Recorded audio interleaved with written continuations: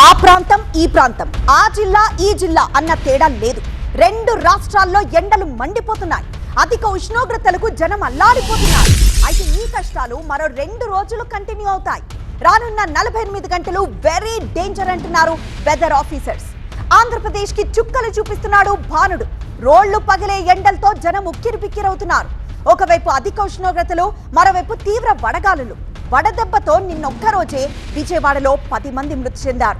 వేసవి ఉపశమన చర్యలు చేపట్టినా తిప్పలు తప్పడం లేదు. అత్యవసరమైతేనే బయటికి రావాలని అధికారులు హెచ్చరికలు జారీ చేశారు.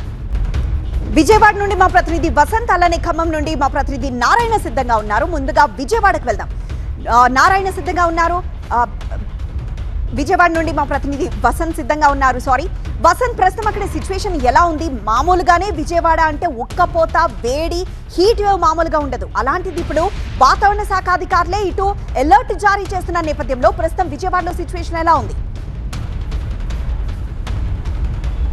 సో వేసవి కారణంగా ఇటు ఒకవైపు వడదెబ్బ, మరోవైపు ఉక్కపోత, మరోవైపు అధిక వేలి కారణంగా ప్రజల ప్రాణాలు పెట్రోలా గాల్లో కలిసిపోతున్నాయి. ప్రస్తుతం వరదెబ్బ కారణంగా ఒక విజయవాడ నగరంలోనే నిన్న దాదాపు 10 మంది వరకు కూడా మరణించారు. ఈరోజు ఉదయం కూడా సత్యనారాయణపురం పోలీస్ స్టేషన్ పరిధిలో మరొక 2 మరణించారు. సో వేసవి కారణంగా పలు ప్రత్యామ్నాయ చర్యలు చేపట్టినప్పటికీ కూడా ఫలితాన్ని ఇవ్వడం లేదు. వాస్తవానికి నిన్న దాదాపు మృతి చెందిన వాళ్ళు 5 కూలీలు ఉండగా మరికొంతమంది మాత్రం యాచకులు, అలాగే రోజువారీ ఉద్యోగాలు చేస్తున్నటువంటి వారు ఉన్నారు. 1 టౌన్ పోలీస్ స్టేషన్ పరిధిలో 3, గవర్నర్పేట పోలీస్ స్టేషన్ పరిధిలో 3, న్యూరాజరాజేశ్వరపేట పోలీస్ స్టేషన్ పరిధిలో 1, ప్రభుత్వ ఆసుపత్రిలో 1, అలాగే మాచవరం పోలీస్ స్టేషన్ పరిధిలో 2 వడదెబ్బ కారణంగా మృతి చెందారు. ప్రస్తుతం ప్రధాన కూడళ్లలో ఇప్పటికే ప్రజలు ప్రయాణించేటటువంటి మార్గాల్లో ప్రత్యామ్నాయ చర్యలు చేపట్టారు.